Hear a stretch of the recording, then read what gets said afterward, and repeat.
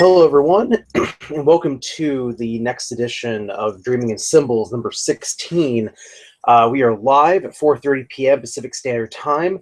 I just wanted to begin the broadcast today by apologizing to everyone for not having a show in quite some time. I think it's been probably like a month, give or take, at least 3 to 4 weeks, if not more. Been on winter break from my school, and had a lot of conflicts and schedules, and there was the holidays, and so just was running into conflict with regards to scheduling. So hence my not having an episode done in several weeks. The last episode was with the YouTube user and blogger Klingshore, where he and I discussed Hagarism. We had some technical difficulties doing that episode, but thankfully we actually managed to go live and do a show where Klingshore discussed Hagarism, the book by Patricia Crona and Michael Cook, with regards to a specific look at the origins of Islam. I felt like it was a great show, very illuminating, and I would encourage everyone to take a look at his at that show. That would be number 15 of Dreaming in Symbols. So if you haven't tuned into the show before, Dreaming in Symbols is a show. I call it a podcast, but it's really just a show dedicated to studying and discussing religion, spirituality, history, mythology from what I consider to be a unique perspective.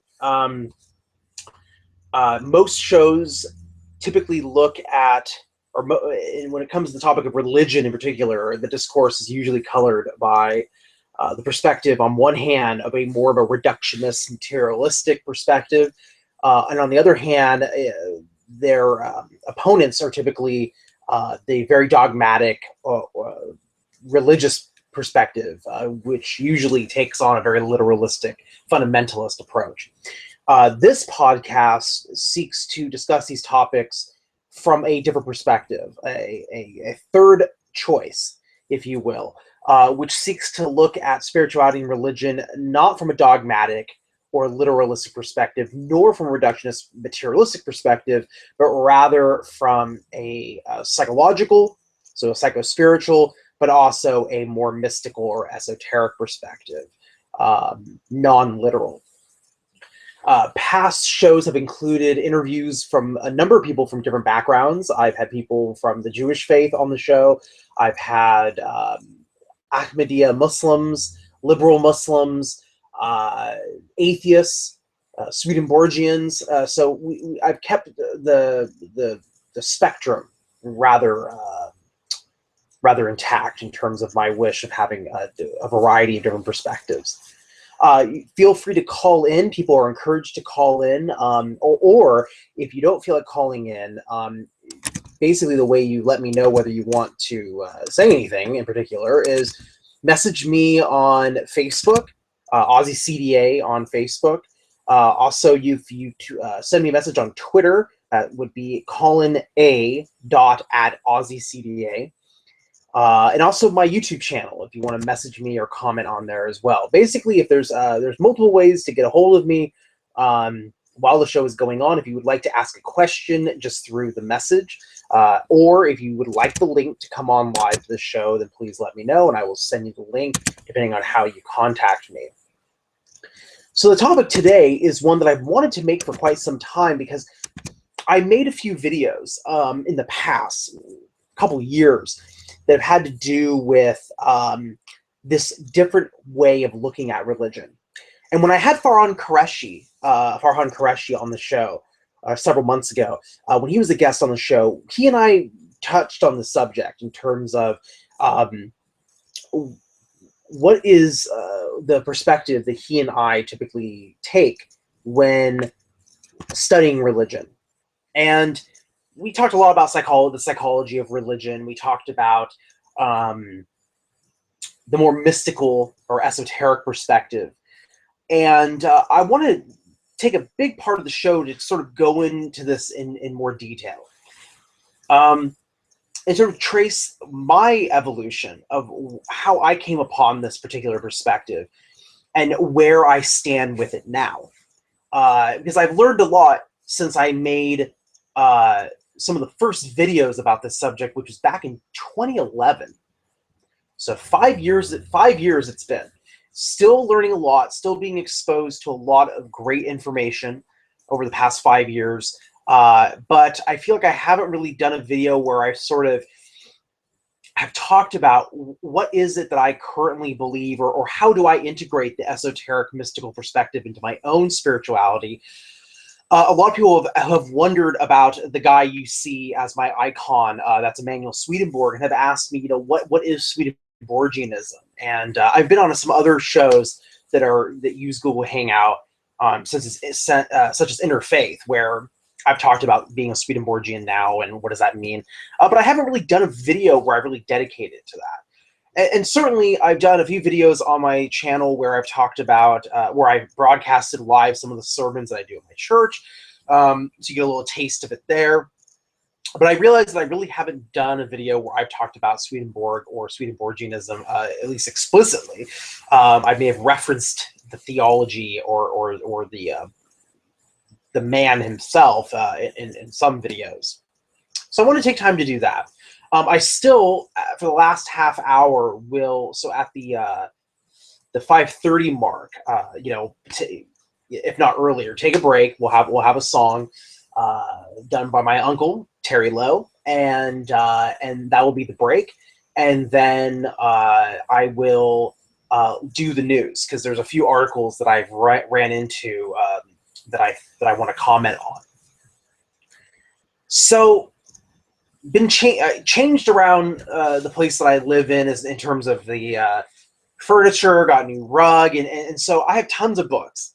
And back in the old Stickam days, when I was on Stickam and I was a Muslim apologist, and I was debating people and arguing with people and discussing things with people, people would I would have my webcam on, and you could see all of my many of my books, and people were from my recollection were pretty thrilled by this, because essentially, if I got into a debate with somebody, the items were right there, books were right there for me to grab and reference. And one of my favorite things is when I was debating Christians, if they had a preference for a certain Bible translation or version, I would ask them, well, which Bible are you using? And they would tell me, and I would literally have the Bible that they were using, at least the translation or the version, because I have multiple translations and versions in my collection. So I started to, I was getting rid of things, actually purging some books from my library, and set up a new bookcase, small bookcase that has a lot of my esoteric stuff in it, because I've been starting within the past year and a half to look more at the esotericism and in all of the ways that it manifests itself in spirituality and in history. And this made me think, because I kind of got all my books all together and on the subject, and I started to think, what is the difference? What is esotericism really? And how does it relate to mainstream religion? And how does it relate to mysticism? And I started to really think about this, and reading a number of books and kind of contemplating my own thoughts and processing my own opinions about these things. I started to come to the conclusion, because when I first got into studying religion, it was really through the mystics of every religion. It was really the mystics that got me going about religion. In fact, what got me into Islam initially was reading some poetry by Rumi. I started to read Rumi, and I thought, what religion does this guy belong to? And realized it was Islam. And so it was really due to Rumi that kind of set me on this path to study Islam in detail. And my mother, who converted to Catholicism, she was really, when in her classes that she took to become a Catholic, she was really enamored by the Catholic or the Christian mystics. So this has been something that's kind of floating around in my family, or at least in my immediate vicinity, for several years, whether I was studying it directly or not. But one thing that I started to notice is that there would be books like, for example, like people like Deepak Chopra or others who would start to suggest that the mystics of every religion essentially were on the same page with each other. In other words, that the mystics were all essentially part of the same religion, and that the exoteric, exoteric, the outer form of religion was essentially the only thing that separated them. And I found that to be partially true, but I found it to be partially inaccurate. The inaccuracy was because since I started to really, with my studying into Islam, of course I started to study all about Rumi and Sufism and the Mevlevi Sufis, the Mevlevi dervishes. I actually participated in a Mevlevi dervish group in my local area, actually learned to whirl with the Mevlevis. And as I kept reading Rumi, I noticed that there was two sides that really were kind of laying a claim to Rumi as a historical, mystical person. On one hand, you had some of the more religious neutral folks. I don't want to call them secular, but these are the people who don't really, they're kind of perennial. They sort of take from different religions, and then they sort of, they're kind of universalist in their approach to religion. And they would just, quote Rumi, and then they would quote other people in the same breath. And it was almost like they were appreciating his spiritual message, his poetry, but there was sort of a movement to kind of separate Rumi from Islam. And as I started to study the poetry and the translations from scholars, both Muslim and non-Muslim, both Turkish and non-Turkish, and this is important in terms of linguistics for understanding Rumi's poetry, I started to realize that there were certain Rumi scholars that were more universalist in their approach that were trying to expunge Islam from Rumi. And while I appreciated their scholarship, I was very much aware of this. On the other hand, I was aware of people who wanted to reclaim Rumi as being a Muslim scholar and sheikh. He was a scholar of Islamic law, as well as being a mystic. And so even within Islam, amongst Muslims, people have different opinions about Sufism and Rumi, Mevlana Jalaluddin Rumi, and his father and his son and the Mevlevis, and that's a whole nother debate. But at least Rumi the Muslim was upheld in that version of the discussion. And so where I'm going with this is I started to realize that, yes, you do have the history of these mystics from all these different religions: Hinduism, Buddhism, Taoism, Judaism, Christianity, Islam, etc. And they are, in my opinion, some of the most entertaining individuals to read from. They're not dry academically, although Rumi does have, there's a text that's a translation into English of Rumi's work on the Sharia and in the fiqh, and so you can read that, but he's better known for his mystical writing, his Mathnawi, his divan, his poetry, and his work on mysticism. But one thing that I realized is that you can't divorce the mystic from the religion that they belong to, and I felt that a lot of people, especially in the 21st century, were trying to do that. Divorce Saint Teresa of Avila, John of the Cross from Christianity. Divorce even the Buddha from Buddhism. And I started to realize that's sort of a detriment, because you're losing what made a huge part of who they are. I mean, to understand Rumi, you have to understand Islam. Unless you read some retranslated into English versions of his poetry, which purposefully separates the references to Islam from his works, then that's one way to get away with it, right? But that's, you have to essentially stick with the outer form of the religion to really understand Rumi. And I think that's the case with all mystics. Now, having said that, when you start to read the mystical writings, and it took people later on, it took scholarship after these mystics were long gone. So several hundred years after the fact. So we're talking, I would make the argument probably around the 1800s, when you had 1800s, you started to have scholarship where you had people in Western academia that were now being exposed to Eastern thought. You had comparative religion scholars like Max Muller and the Sacred Books of the East, the first translation from the original languages of the Upanishads, the Vedas, of the Bhagavad Gita, of the Tao Te Ching, of the Analects of Confucius, of the Quran, right? You started to have a lot of these texts being translated from their original language so people in Europe could read them. And what started to happen, not only was it Western, European scholars and American scholars starting to study other religions, but then you also had people from the Eastern religions that started to study the Western religions. And this is all happening around, I would say, the late 1700s, more so the 1800s. And then at this point, of course, the big thing that starts coming up with all these studying all these religions are the mystics.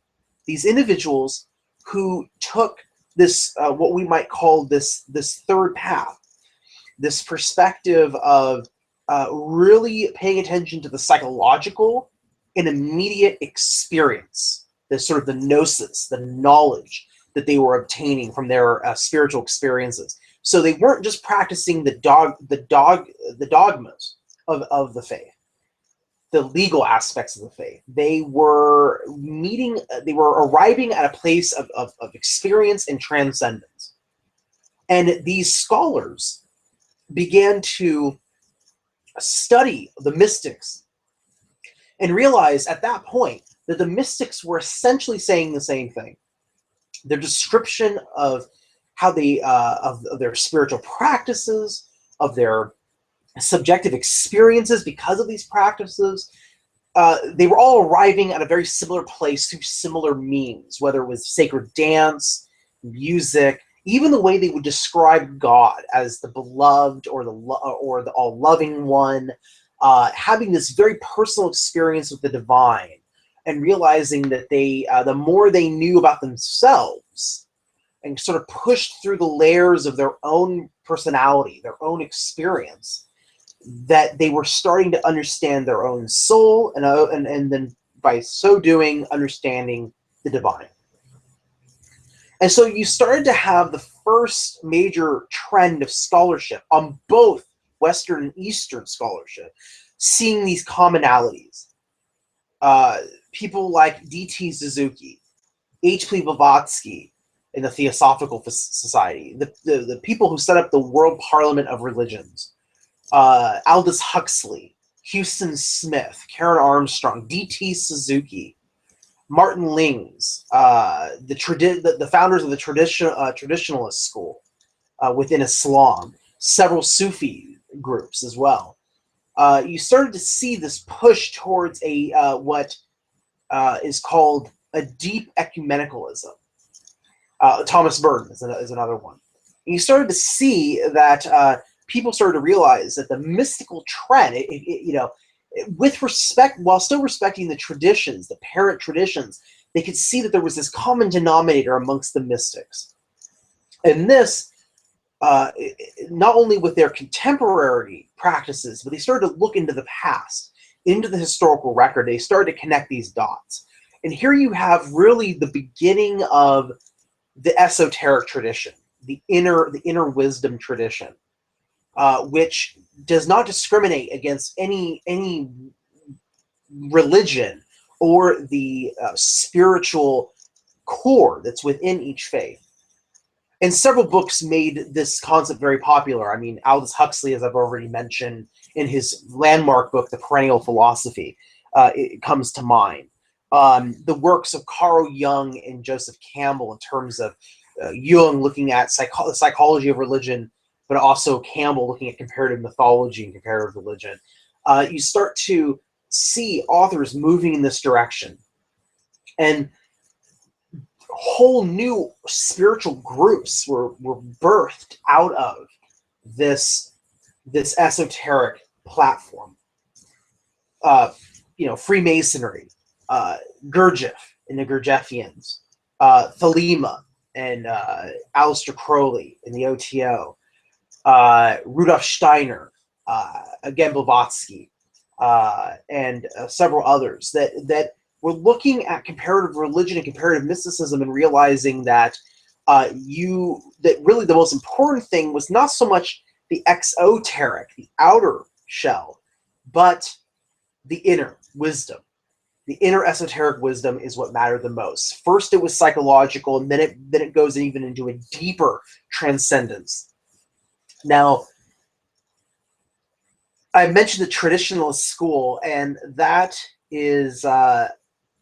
was started by Muslims who were exposed to deep ecumenicalism, and Sufis in particular, and they were of the belief that you should probably practice an exoteric religion. You should probably pick one of the world's religions and stick with it, and but yet you could still embrace this deep ecumenicalism. You could still study other religions and other mystical traditions to gain deeper wisdom. So you have people like D.T. Suzuki, who was a Zen Buddhist scholar and practitioner who studied Emanuel Swedenborg and studied Christianity, Christian mysticism. You have Thomas Merton, who was a Trappist monk who studied Sufism and primarily Zen and Taoism, and found deep wisdom within those traditions as well, and could speak on the commonality of between mystical Catholicism or Catholicism and these Eastern faith traditions and philosophies. But yet they maintained their religious identity. I mean, Houston Smith, for example, is a practicing Methodist, but he takes from other traditions and has lived other traditions while he was learning about them. He experienced them. So where I'm going with this is, in the past, I talked about this third path, and thinking back at the psychologist of religion, Wolff, Wullff, he had this graph. He came up with these four perspectives, and one was either affirming the divine or rejecting the divine. One was a literal, literally affirming or not affirming, and then on the other end was a symbolic affirmation or not affirming. And so he had four quadrants, and psychologists of religion since Wolff have done studies where people through questionnaires can be placed in one of these four quadrants. And some people are pretty close to the center, some are very much engrossed in a particular point of view. And when I was talking about the third way or what have you, in an old video of mine, I was neglecting to think about Wolff, because for myself, I first learned about this third perspective really from when I took a comparative religion class as an undergrad, and it was the professor who sort of wrapped up Carl Jung, Joseph Campbell, and the psychosymbolic perspective into one. And I don't think there's anything quite wrong with that in general, but I think it's neglecting a huge part of the tradition, which would be captured by Wolff's fourth perspective, or fourth quadrant. And it wasn't until I came across Wolff that I really had an understanding of this. And so the first quadrant is, again, more of the reductionist perspective. It typically is not affirming divinity, and quite literally does this. So this is your typical kind of materialistic, reductionist, probably atheist perspective that looks at the text of the Bible and says, well, there's all these contradictions and historical errors.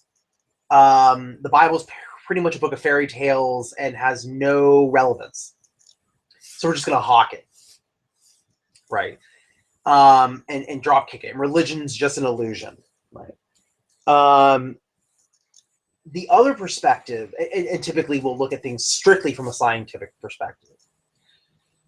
The one right across from them in quadrant 2 typically is the literal affirmative perspective, which is typically dogmatic. And this is, again, the two perspectives I mentioned earlier, where you have religious fundamentalism. So they typically are exclusivists.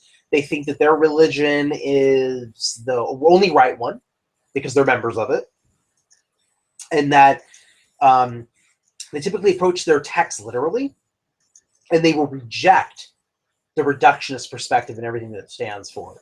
So typically when you turn on the news and you see debate between an evolutionary biologist and a science-denying dogmatist, these two camps are being represented. Now the third camp is one that does get mixed up with the fourth one, but I think it's important to make this distinction, as Wolff does in his study. In the third quadrant, we have, again, it's more reductionist,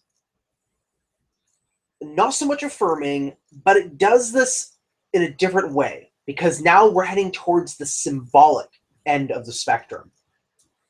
And the symbolic end of the spectrum means that you're not reading a text literally. You're reading it in a very highly interpretive way. So instead of just reading a story, you're thinking, well, what do I think the story means? What do I think is important about the story? What is the message that the story is trying to convey to me? Not just, I read this and I don't like it, and then just move on, right? So there's a chance to really look at the text from a much deeper perspective than beyond just the literal application, the literal text. And this typically is represented by psychoanalysis. So someone could argue that Freud, while he was more a reductionist, was probably better suited in this camp over in the symbolic perspective, because while he did not affirm the belief in a higher power, he was an atheist, and certainly in Civilization and Its Discontent, when he corresponded with a friend of his, a colleague of his, who was more of a mystic and talked about that oceanic feeling. Freud was just sort of at a loss with that, and I think that's very important to note that, because in the Future of an Illusion, Freud attacks dogmatic, literal belief in God, right? God the Father, the vindictive, jealous God who's going to pass out judgment. That character is ripe for the attack, right? Dawkins has done it. Sam Harris has done it. Hitchens has done it. And they're following in the footsteps, to some extent, of Freud's assault on the Heavenly Father, jealous deity, wrathful God perspective.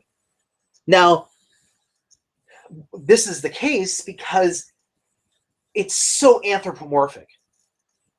Saying that God is a jealous God or a wrathful deity and having these human qualities, it makes one pause and think, I wonder if this is just a projection of human consciousness or the human psyche onto this invisible deity. And this was essentially Freud's argument. The Father is essentially the Father from the Oedipal complex. And so it's no mistake that while he was reductionist in his approach, he didn't just drop kick religion out the window. I mean, he actually studied it and tried to see, is there a deeper meaning to the text? Meaning, is there a psychological meaning to the text? He didn't just say, well, there's no benefit to studying the text because we know it's wrong. Rather, he saw it as a crystallized way of understanding the evolution of human consciousness, of the human psyche. This is why he collected all these figurines from various pagan and ancient religions, because he was noticing trends in the iconography. So, but he was an atheist. Now, not all psychoanalysts have followed this approach so closely. So as we start dipping down back down to the south in quadrant 4, we get pretty close to the line, and Wolff has put analytical psychology very close to the line between quadrant 3 and quadrant 4. The reason for this is because analytical psychology is Jungian psychology. In Jung, you start to see a trend. Jung really arguably started this trend when he broke with Freud, that the pure reductionist, non-affirming perspective doesn't seem to cut it. We know so little about the psyche and about consciousness and unconsciousness that there must be more than just starting from a place of there's nothing that's transcendent beyond ourselves, right?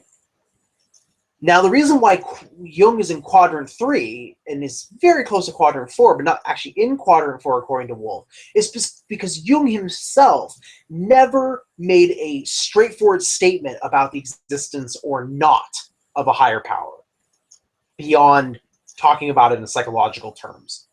Jung publicly led a very agnostic perspective when asked about the existence of God as a being outside of man. Now, he would talk about God as the God image, as the archetype of the self with a capital S. And he would talk about the mystical experiences or even the continuing psychological necessity of coming up with beliefs is because this archetype resides in the collective unconscious, in the psyche of man. But he was hesitant to say, yes, for sure, there's a God, metaphysically speaking. It comes down to really the difference between the reductionist and the non-affirming and the affirming is, are you willing to entertain metaphysical concepts or not? Jung was not willing to play that game, except for a small percentage of his life. That's why he's not in the 4th quadrant. But he's pretty close. And since Freud and Jung, there have been Freudians and Jungians who have either dipped into the 4th quadrant, Jungian analysts such as June Singer and Spiegelman and James Hillman, but also for Freudians, Erich Fromm comes closer to Jung than I would say Freud himself, and Karen Horney. People like Abraham Maslow, studying peak experiences. Again, not so much talking about is there really divinity, but definitely closer to the 4th quadrant. Now, coming to the 4th quadrant, this is one that I haven't really talked about in a lot, very much. But the 4th quadrant is essentially the universalist, esoteric perspective. It is acknowledging that, again, we're still in the symbolic part of the spectrum, but we're also back to the affirming. So here we have an affirmation of the divine, but it's more. But people in this area are more interested in studying the symbolism, the meaning of text, the deeper meaning of text, and focusing on themselves. So they might begin with a psychological approach, but then they start pushing into a spiritual approach that they feel that they are drawing closer to this unknowable deity that they can begin to understand through symbols, through stories, through ritual. And they are willing to look at multiple faith traditions because they are at the heart of things. Unlike the fundamentalists who are typically exclusivists, they are inclusive. The 4th quadrant. They typically have a belief that's universal. They don't think that their religion is better than others because they understand that at the core of every belief, when you get down to the core of each religion, of each spiritual tradition, there's this common denominator that exists. There's these common elements that are articulated that go beneath the exoteric level. And for myself, I started off very much in the 3rd quadrant around 2011, 2012. I moved away from being sort of on the doorstep between quadrant 2 and quadrant 3. I passed into quadrant 3, but the past 4 or so years, I definitely find myself more in quadrant 5. Excuse me, quadrant 4. If there's a quadrant 5, oh no. It's like breaking the 4th wall or whatever. And so, that in essence, the esoteric perspective is this 4th quadrant. And it's important to understand this because this is the perspective that gets the least amount of airtime, mainly because people are weirded out by it. Although this is changing. Martin Booth has written an excellent book called The Secret History of the World, I believe it's called. I just started reading it. Excellent book on the subject, The Secret History of the World. And really, the esoteric perspective has been around for centuries. It's mainly been confined to what's called the mystery schools. So in the Greco-Roman world, in Egypt, you had the mystery schools. People were initiated into these mystery schools. And some people make the argument that Christianity at one point, historically, may have been a mystery school. To me, that doesn't really have much relevance. Or not, I don't want to say not relevance, but if someone were to tell me yes for sure or no, I would really debate the point, but I think it's an interesting concept. And so what you have is it's moved. The history of esotericism has now moved from the ancient period, and then it moved when Christianity and Islam became dominant. Then you had particular schools of thought, or you had lodges or orders that were created. So the monks, the Sufis.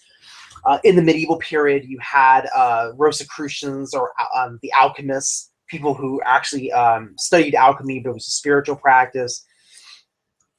You know, all the way into Freemasonry developing in the 1700s, and then, at least historically, and then moving into the 18th, 1900s with people like Blavatsky and the Theosophical Society, Rudolf Steiner, the OTO, or Aleister Crowley, you know, and like I said, even Emanuel Swedenborg, the concept of Swedenborgianism, and also universalist perspective to Christianity. So there's this rich tradition of that really has a historical, you know, Gnosticism as well. I forgot about Gnosticism. And it really took people around the 19th and 20th century to really start to realize that these individuals were definitely speaking the same language. They manifested at certain times and places in history, but there's been this ongoing perspective as long as religion's been around. So you've had exoteric faith for a long time. You've had sort of the religion of the masses. And what's interesting is that many people, many scholars of different religions, but I'm thinking of Islam in particular when I say this, the philosophers, for example, and some of the Sufis, you know, Averroes and Ibn Arabi, were very much of the opinion that, you know, the exoteric religion exists because people have a hunger for spirituality. But at the time, a lot of people just needed to stick with the more legal, dogmatic, exoteric outer shell. They needed to stick with that because not everyone is ready to pursue the sort of individual, subjective inner experience, this inner journey. It takes a lot, and a lot of people just didn't have the time for it. I mean, even nowadays, you know, it takes a lot to really work on yourself. Not everyone has the luxury for it. And I'm reminded of this by a pastor of my church, because we are Swedenborgians, and yet we live in a country where we have the luxury of sitting around and having esoteric and deep spiritual discussions. People living in other places and other times maybe didn't have the luxury of that. And so we're lucky that we can have this type of discussion. And that's why some people feel that it's condescending. They hear, or elitist, when they read Averroes or St. Thomas Aquinas or Ibn Arabi, or some of the Maimonides, saying things like, you know, the exoteric is for the masses, but the philosophical or the esoteric is for the mystical. The Gnostic, the Gnosis, is for sort of like the select few, the people who can handle it, who can be initiated and can be taught and can grow. But I think what's interesting, and we'll kind of come back to this after the 5:30 mark, but I think that right now things are changing. It's very obvious that organized religion around the world is dying off, and that it's been dying off. And a lot of this is probably due to the Enlightenment, to secularism, to people waking up to the pitfalls of a literalistic perspective on religion. The thing that's been the theocratical perspective. People who see it like this, they, people are tired of that perspective. It's outdated. And so you had some people would then gravitate towards a more reductionist, skeptical perspective. And this is a natural blowback from an environment where your only option was to be part of the church or the state-run religion. So now that people are safe to hold the view, at least safe in some countries, are able to hold the view that they are atheist, agnostic, or deist, or non-religious, meaning non-organized religion, spiritual or not religious, those numbers are growing. And so people like Emanuel Swedenborg really predicted, and I don't mean this in any sort of divine way. I mean, some Swedenborgians do think literally he predicted this, but he wrote that the old religions are going to basically pass away, and we're going to be left with a new type of spirituality, which he called the new church. And he meant that with a capital C and a lower C, the capital C being the new church universal, which is universal spirituality. That this was going to be the dominant trend after the old organized religions faded away. And he really thought that Catholicism, Protestantism, all these organized religions were just going to cease to be, at least in the way that they've been operating all these years. That there would be a sort of remembrance of a more symbolic approach to Scripture, a more psychological approach to Scripture, one that was more on individual development and having spiritual experiences versus the more dogmatic, fundamentalist, literalistic approach. And I'm not trying to say, hey, Swedenborg was right, but Swedenborg was right. I mean, the polls suggest it, and we'll get to this in this article that I have out of Iceland at the 5:30 mark. But he pretty much called it, and other people called it too. And you started to see people began to gravitate towards this. Yes, we're going to study different religions. The Theosophical Society studies comparative religion. The Baha'is, study comparative religion, and this embracing of the inner dimension of spirituality, the esoteric, you see a boost of that. So while people are leaving organized religion, they're turning to these alternative ways of doing things, because people still are spiritual. Even in Sam Harris's book, Waking Up, even though he takes a more atheistic, reductionist perspective, he still believes in spirituality, just not driven by God. So you have atheists even who are spiritual. The need for spirituality still exists for a lot of people, regardless of what their opinion is on metaphysics. But it gets to a place where the metaphysics or the beliefs they transform from dogmas into ideas. This is something that Gurdjieff came up with, something that Swedenborg talked about as well. The beliefs are essentially just opinions or just ideas. Theological positions are just opinions about the unknowable or the transcendent, the divine. It's not something that can be crystallized or should be crystallized into a dogma, because you could find out that they're wrong at some point. And I'm reminded with the passing away of Alan Rickman, the actor who played the Metatron, the voice of God, an angel, in the movie, the Kevin Smith comedy, Dogma, one of my favorite movies. First saw this movie when I was 11 or 12, but please don't tell my mother. And I didn't realize how impactful it was. I think as a kid, or as a 11 or 12-year-old, I think what I got out of the movie was God has a sense of humor. not to take religion too seriously. You can be serious about it, but not too serious about it. And the idea that, maybe Jesus had a kid. Those are the things that I kind of got out of dogma at the time. Being an adult now, I'll be 27 this year. So looking back on when I watch Dogma now, the big thing that comes out of it is Chris Rock's character. He plays the 13th Apostle. And he talks about the idea, the concept that, it's better to have ideas about religion than dogmas, because you can always change an idea. You can always change your mind about an idea.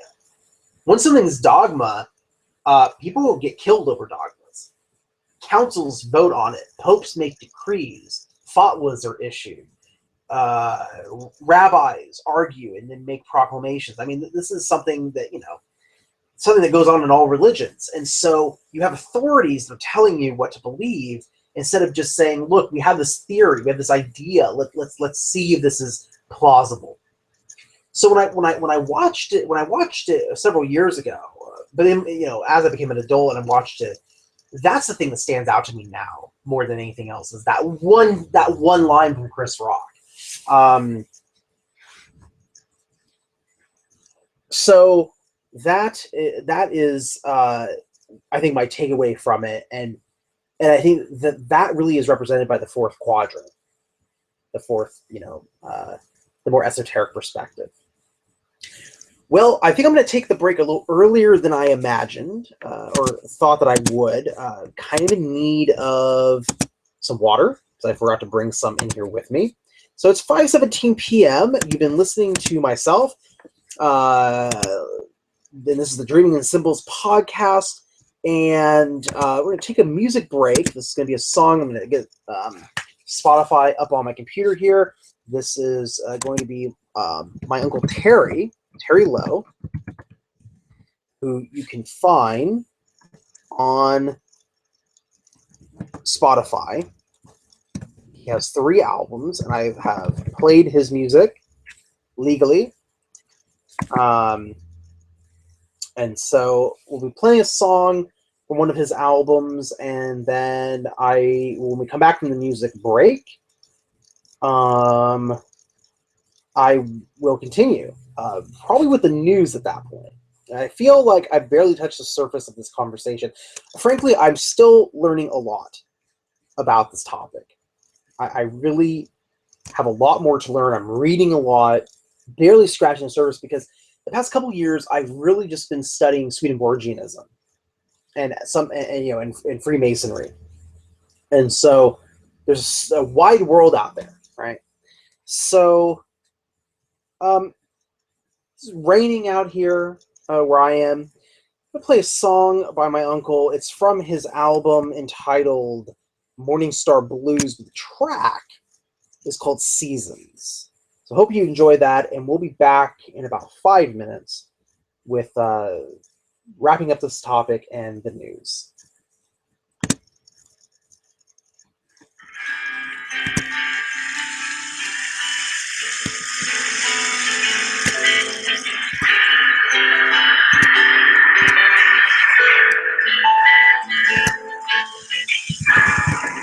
North wind, lonely winter,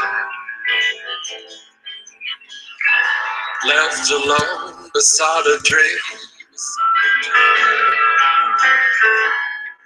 Fish are frightening out of nowhere, found it spinning back at me.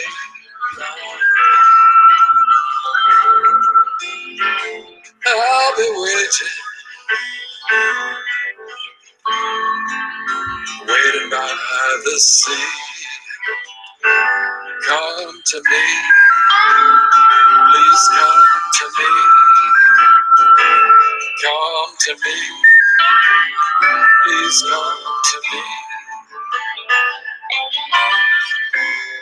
Seem to lose all concentration,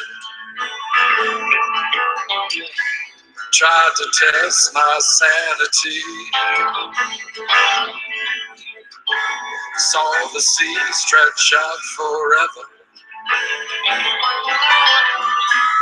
like some distant part of me.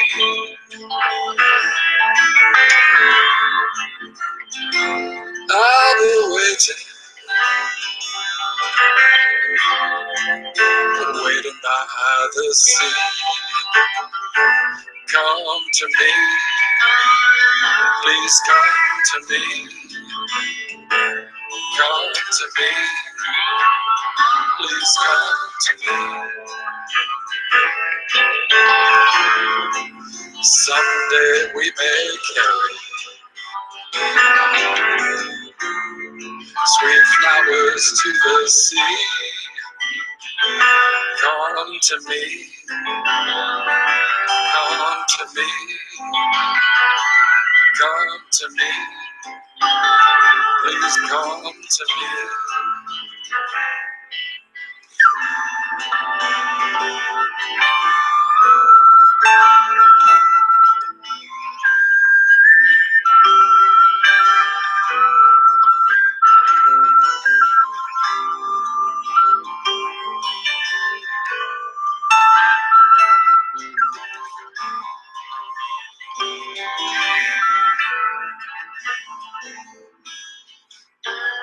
What you see is what's before you.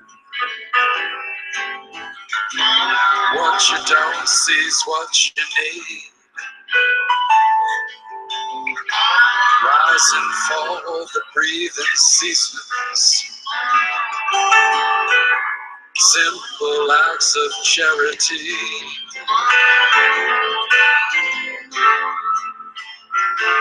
I'll be waiting,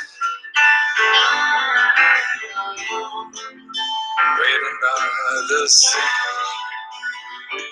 Come to me, please come to me. Come to me, please come to me.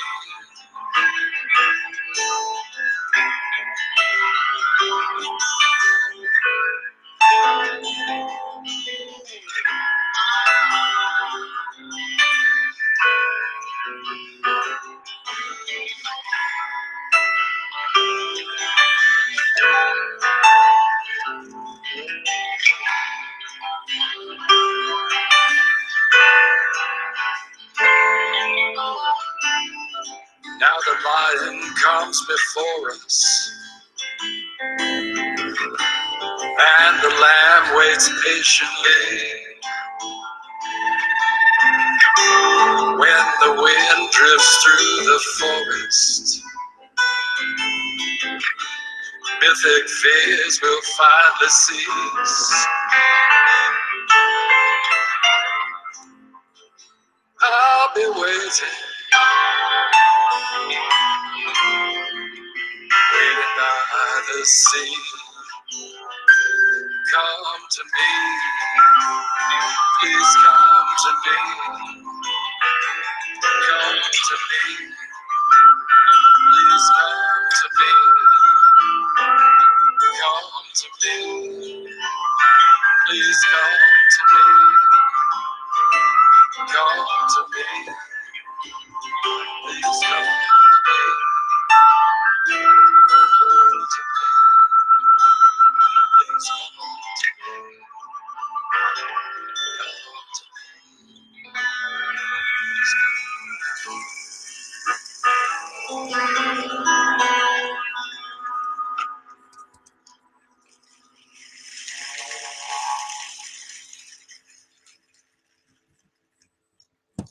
And you were just listening to Terry J. Lowe, the song Seasons, off of his most recent album, Morningstar Blues, which was released in 2014. You can find that on Spotify. And great artist. Of course, my bias is that he is my uncle. But welcome back, everyone, from the break. You're going to hear the sound of a carbonated drink being opened, because I didn't get water. Grab something else. But I wanted to talk about, sort of wrap up the subject of today's episode. we'll probably come back to it because some of especially the article that I have ready to discuss is pertinent to the subject. But I wanted to reference a couple books here that I have that are really good. One in particular is called Hidden Wisdom, A Guide to the Western Inner Traditions, which is co-authored by Richard Smoley and Jay Kinney. They are the former editors of Gnosis magazine, which is no longer in existence, the magazine. Jay Kinney has gone on to write a book about Freemasonry because he is a Freemason, and wrote a book, I think it's called The Masonic Mystery, something like that. You can look it up. It's basically debunking myths about Masonry and what it is and what it isn't, and you learn a lot about what Masonry is in that book. His co-author, Richard Smoley, wrote another book, which I have here, called Inner Christianity, A Guide to the Esoteric Tradition. So Hidden Wisdom, the first book that they co-authored together, has information about all of the esoteric traditions, starting from a psychological perspective. So they start with Jung, going into Gnosticism, touching on Christianity, talking about the Kabbalah, magicians. So looking at the Wiccan, or I guess not Wiccan, but some of the Golden Dawn, Aleister Crowley, OTO stuff.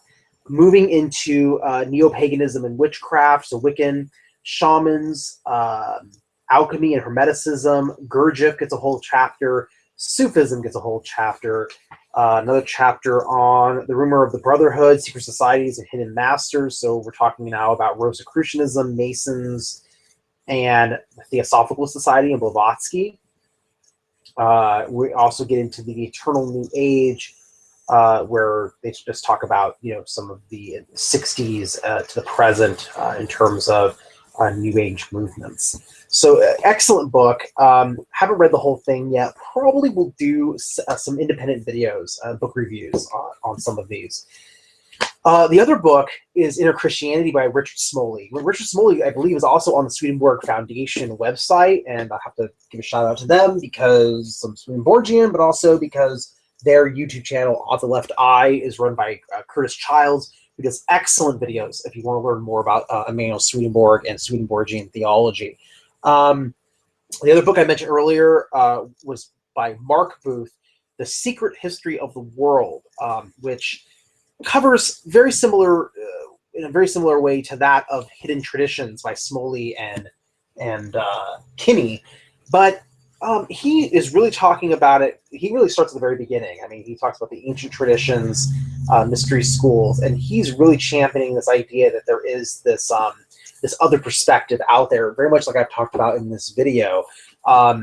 Early on in the book, he actually talks about, let me see if I can find it, references Dawkins specifically, and just says that, we don't have to pick the side of materialism or dogmatic religion. There's another option, which is sort of the theme of this entire thing. So yeah, but page 30, just to give you a little taste of it.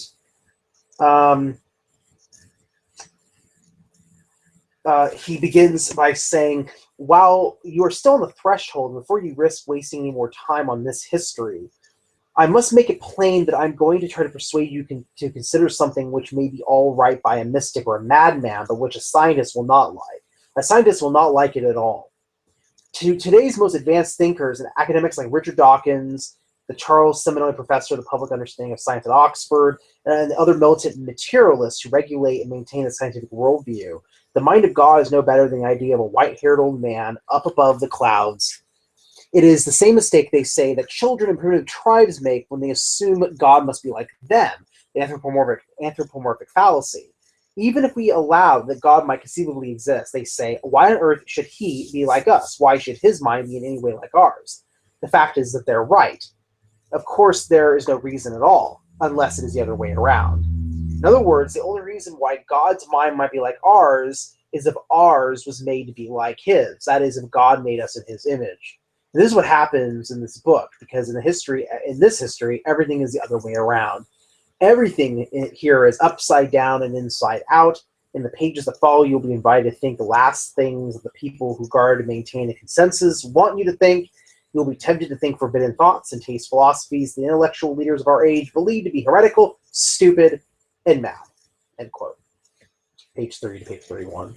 So just a little taste of that. I'm only about 100 chapters in, or not 100 chapters, 100 pages in, and I find it fascinating. I mean, he's really trying to get people to think from a different perspective, a more imaginative, imaginal perspective.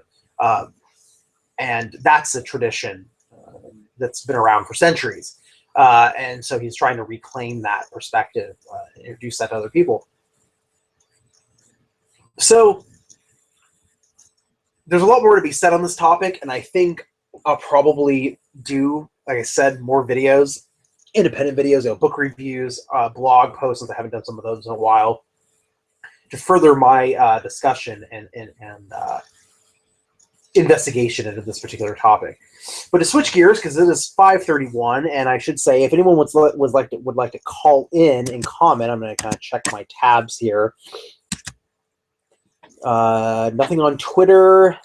Had some people watching live, which was nice. Thank you for those of you who checked out the show live and were watching. It doesn't look like anybody is interested in having a chat, at least live on the show. So we will switch gears to the news. And if everybody would like to call in within this last half hour, please feel free. Feel free to do so. So this first article comes out of Iceland. And this is, again, pertinent. I found this really fascinating. Iceland Magazine posted this article the 14th of this month, 2 days ago, under culture. And it says here, if my phone will cooperate. Oh, I see. It wanted to click on the picture of this very beautiful Icelandic church or cathedral. The headline reads, 0.0% of Icelanders 25 years or younger believe God created the world. New poll reveals. So 0% of Icelanders who are 25 years or younger. So none of them. If you're 25 years or younger in Iceland, according to this new poll, you don't believe in God, or you don't believe God created the world. So we have to pay attention to the language here.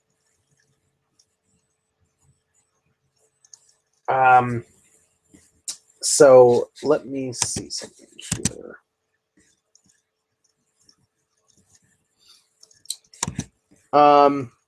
So let me read the article. Iceland seems to be on its way to becoming an even more secular nation. According to a new poll, less than half of Icelanders claim they are religious, and more than 40% of young Icelanders identify as atheists. Remarkably, the poll failed to find young Icelanders who accept the creation story of the Bible. 93.9% of Icelanders younger than 25 believe the world was created in the Big Bang. 6.1% either had no opinion or thought it had come into existence through some other means, and 0.0% believed it had been created by God. The poll, which was conducted by the polling from Maskina on behalf of Siomant, the Icelandic Ethical Humanist Association, an association of Icelandic atheists, found that 46.4% of Icelanders identify as religious, which is the lowest figure to date.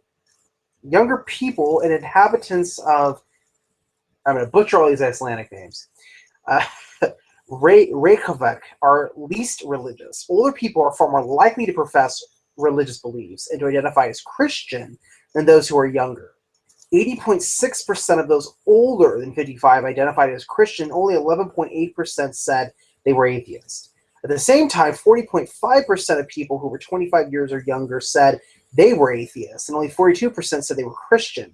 Traditional Christian beliefs also seem more common outside of Reykjavik, where 77 to 90% of people identified as Christian and 7.1 to 18 were atheists, compared to 56.2% of people who identify as Christian and 31.4% who are atheists. So coming to the real interesting part, 0.0% of people younger than 25 believe God created the world. The poll found an even more dramatic difference between different generations when it probed how people believed the world had been created. Of those younger than 25, 93.9% said the world had been created in the Big Bang, and 0.0% believed God had created the world. 77.7% of those between 25 and 44 years old believed the world had been created in the Big Bang, and 10.1% believed God had created the world. In all but the oldest age category, a majority accepted the Big Bang theory. Only 46.1% of these older than 55 believed in the Big Bang. And nearly a fourth, 24.5%, believed God had created the world. People in the oldest category were also most unsure about the origins of existence, as 16.6% of those older than 55 saying they either didn't know or had no opinion of the origin of the world. And overall, there's a growing 72% of Icelanders support the full separation of church and state. So it's interesting because it's not so much that the article is saying that, that they're all atheists or they all don't believe in a higher power. It's just that they don't accept Genesis literally. And that's great, because who would want to do that, right? But that they're taking a more secular approach to religion, a non-dogmatic, literal approach. Unlike in the United States, where this is still a battle that's raging about whether people even accept evolution.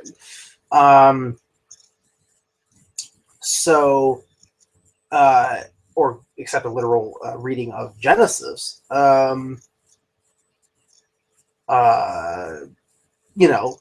Here in Iceland, this poll can find anyone below 25 or younger who accepted Genesis literally. All right. But again, it's important to note that it's not saying that they reject the divine or spirituality. They reject the literal reading of Genesis. Yeah, and I wish those numbers could be could be similar to in the United States, but unfortunately they're not. You still have to basically, from my understanding, to get anywhere in politics, I mean, obviously you have to profess the belief in the Abrahamic deity, primarily Christian, but you can't deviate from the literal or orthodox perspective. That's why it was pretty controversial to have a Mormon running for president, as a result of that. So I think what's my prediction, why I wanted to bring in the esoteric perspective into this, is you have, again, as I mentioned earlier, Swedenborg saying that there is a movement towards, pretty much drop kicking organized dogmatic religion out the window in preparation for this newer form of spirituality. And really, and I've talked to atheists that I know, and ever since I've adopted this more esoteric perspective, they seem less threatened by it. They actually seem really interested in it, and they kind of wish that all religious people, or all people who believe in a metaphysical reality, would fall into this category. Doesn't make me right, but we have better conversations because at least it's not based on dogma. It's based on ideas. It's based on psychological experiences, etc. We have better conversations as a result. But I think what's going to happen is you're going to have people who are going to be unbelievers, who are going to be more materialistic, not believing in metaphysics. But I think this hunger for spirituality, it's just going to turn into this question of, does your metaphysics, are you informed by metaphysical concepts or are you not? That's really what's going to separate people from each other, in my opinion, in the future. One can only hope. Instead of this argument of which religion's right or which dogma should we accept above others, etc. So hopefully this is going to be a trend that's going to continue in the near future. So going to my Twitter page here, looking at, see someone has posted a A Picture of Islam and the Future of Tolerance, a dialogue by Sam Harris and Majid Nawaz. I'm glad to see that the people are still excited about this book. I have not read it yet. I mentioned it, I think, the last show. Still have not read it. Would like to read it in the near future. I'm glad people are still tweeting about it. And it seems to be causing a pretty good discussion to occur. Moving on down the page, it says here, the New York Times, Virginia man is accused of trying to join ISIS. Another is charged with helping him. Let's click on that. That was posted an hour ago from the New York Times on Twitter. Have a gander here. Washington, the Justice Department charged 2 Virginia men on Saturday with terrorism-related offenses one day after FBI agents arrested one of them at an airport where officials believe he was planning to begin a journey to Syria to fight with the Islamic State. Both men, Joseph Hassan Farouk and Mahmoud Amin Mohammed El Hassan, are in FBI custody and face up to 20 years in prison if they are convicted, the Justice Department said Saturday in a news release. The department did not cite any evidence that the 2 men had direct contact with operatives from the Islamic State, also known as ISIS or ISIL, and seemed to base the terrorism charges in large part on conversations they had with 3 FBI informants.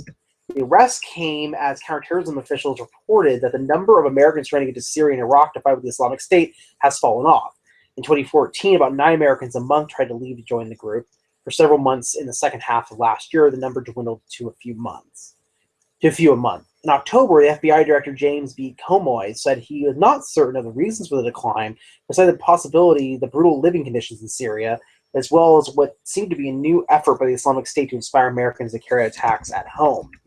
The prospect that the Islamic State might incite its American followers to attack in the United States has led the FBI to drastically escalate surveillance, including electronic eavesdropping of people suspected of having ties to or sympathies for the Islamic State. Mr. Farouk, a 20-year-old native of Pennsylvania, was arrested at the airport in Richmond, Virginia, where he was planning to fly to Chicago and on to Amman, Jordan, according to a criminal complaint released on Saturday. During wiretap conversations with FBI informant, Mr. Farouk discussed getting his journey from a smaller airport to evade scrutiny.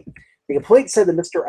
El Hassan, a 25-year-old permanent resident of the United States, originally from Sudan, drove Mr. Farouk to within a mile of the airport, and then Mr. Farouk took a taxi the rest of the way. Mr. El Hassan is being charged with aiding and abetting Mr. Farouk's attempts to provide material support to a terrorist organization. The FBI recorded conversations between Mr. El Hassan and an informant, et cetera, et cetera. So, yeah, interesting. Good for the government to crack down on that. Again, we see the dangers of fundamentalist, radical, literalistic religion as it threatens all of us. So moving on down now, looks like Off the Left Eye, again, a shout out to them, has a new, looks like might be a new show of theirs. The topic, Why Bad Things Happen. That was an hour ago. It's going to be an interesting show, I'm sure. I'll have to watch that. I encourage all of you to watch that as well. Moving on down my Twitter feed here to see if there's anything else of interest. Again, sorry for the passing of David Bowie. Had cancer.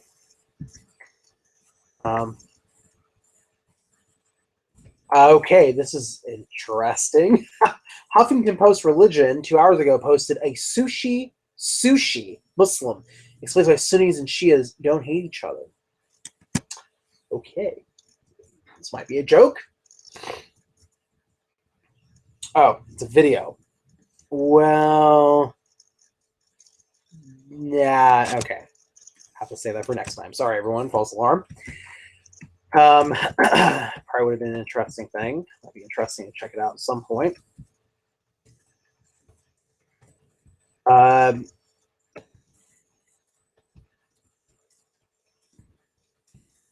Interesting, and I wonder, I'm kind of curious about that video now. Maybe people can check it out and let me know what they think of it.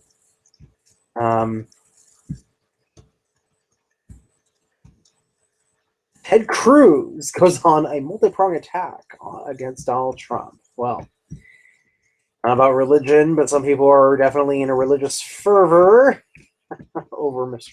Trump. Here we have CNN. Prisoner swap between Iran and the U.S. was accelerated with a nuclear agreement, John Kerry says. It's also breaking news. It's well reported that. Should probably click on that. Might be a video. If these all end up being videos, that's going to be really, really interesting. It is. It's a stream. Well, okay. Well, okay. Prisoner swap. Okay. Obama signs executive order lifting U.S. sanctions on Iran. Okay. Well, let's. Okay, so sanctions are lifted after Iran found in compliance. There we go. The EU announced it as well, according to CNN. Very good. The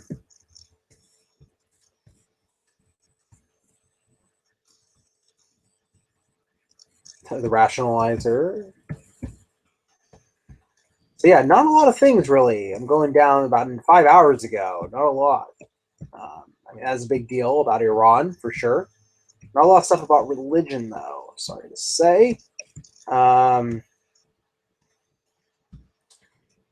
So might be ending the show a little early. I don't have anyone scheduled for next week. I would like to get Clean Shore back on here at some point soon. Continue our discussion about Islam and also other guests. So if you know of anyone who would like to be on the show, excuse me, or a topic that you'd like me to cover, please feel free to let me know. And I will consider it and probably make it happen.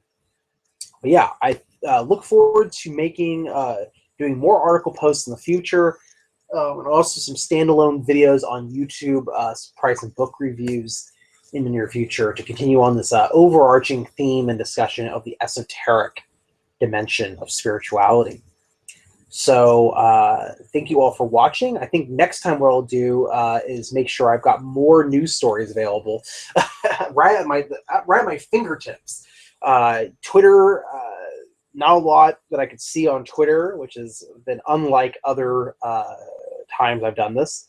But yeah, about 10 minutes left in my regular program time frame. I think this will be a good place to end. So thank you all for watching. Those of you who watched live, thank you so much. And thank you all for those of you who are going to be watching this when it's archived on my channel. Appreciate you all taking the time to have a listen. Thank you all, and peace be with you all.